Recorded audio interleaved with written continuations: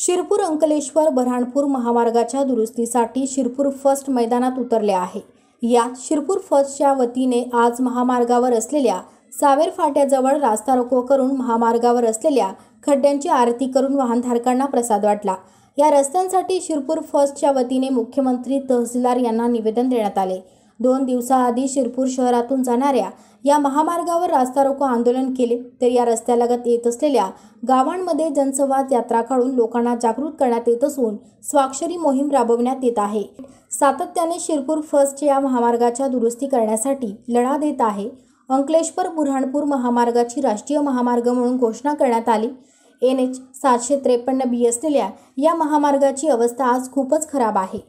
दरम्यान महामार्गावर असलेल्या सावर फाट्याजवळ महामार्गावरील खड्ड्यांची आरती करून वाहनधारकांना प्रसाद वाटण्यात आला।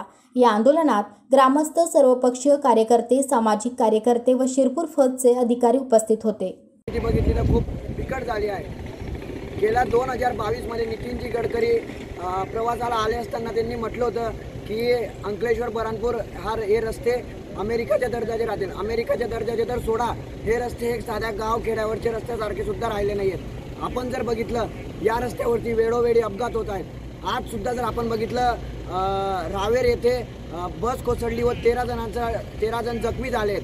आपण वेळोवेळी PMOंना निवेदन दिलं, CMOंना निवेदन दिलं, आमदारांना निवेदन दिलं, खासदारांना निवेदन दिलं, तहसीलदार महोदयवर रस्ता रोको सुद्धा केला, तरी काही हालचाल झाली नाही। म्हणून आज आपण सावेर फाटा येथे रस्ता रोको आंदोलन व आरती बजाव आंदोलन करण्यात आले।